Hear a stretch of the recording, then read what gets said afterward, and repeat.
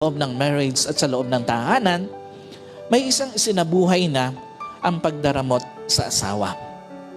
Alam niyo po, hindi lang yung pagiging maingay ng asawa, hindi lang yung pagluloko ng asawa, kung hindi maging yung pagdaramot sa asawa, nagtatanggal ng saya sa loob ng tahanan, sa loob ng marriage. Alam niyo po, tandaan nyo sa mga kalalakihan, pag ang ina ng tahanan parang pulubing ng lilimos sa ama ng tahanan, tinatanggalan mo ng saya ang marriage nyo. Walang marriage ang sasaya pag puno ng pagkakait. Walang may bahay ang sasaya pag lagi na lang pinagdaramutan. Bakit nawawala ang saya sa loob ng marriage at sa loob ng tahanan? May isang isinabuhay na ang pagdaramot sa asawa. Alam niyo po, hindi lang yung pagiging maingay ng asawa, hindi lang yung pagluloko ng asawa, kung hindi maging yung pagdaramot sa asawa, nagtatanggal ng saya sa loob ng tahanan, sa loob ng marriage. Alam niyo po, tandaan nyo sa mga kalalakihan, pag ang ina ng tahanan parang pulubing ng lilimos sa ama ng tahanan, tinatanggalan mo ng saya ang marriage nyo.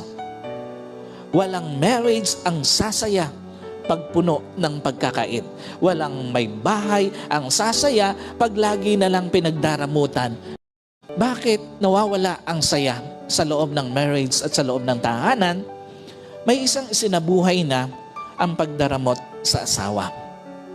Alam niyo po, hindi lang yung pagiging maingay ng asawa, hindi lang yung pagluloko ng asawa, kung hindi maging yung pagdaramot sa asawa, nagtatanggal ng saya sa loob ng tahanan, sa loob ng marriage. Alam niyo po, tandaan nyo sa mga kalalakihan, pag ang ina ng tahanan parang pulubing ng lilimos sa ama ng tahanan, tinatanggalan mo ng saya ang marriage nyo. Walang marriage ang sasaya pag puno ng pagkakait. Walang may bahay ang sasaya pag lagi na lang pinagdaramutan. Bakit nawawala ang saya sa loob ng marriage at sa loob ng tahanan?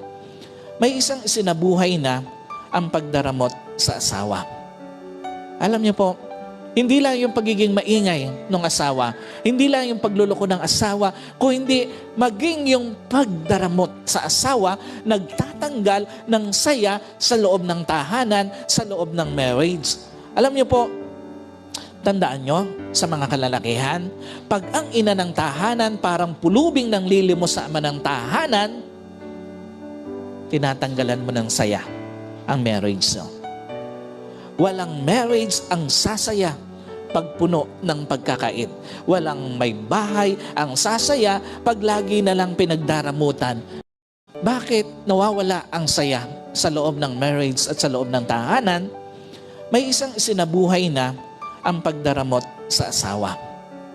Alam niyo po, hindi lang yung pagiging maingay ng asawa, hindi lang yung pagluloko ng asawa, kung hindi maging yung pagdaramot sa asawa, nagtatanggal ng saya sa loob ng tahanan, sa loob ng marriage. Alam niyo po, tandaan nyo sa mga kalalakihan, pag ang ina ng tahanan parang pulubing ng lilimos sa ama ng tahanan, tinatanggalan mo ng saya ang marriage nyo. Walang marriage ang sasaya pag puno ng pagkakait.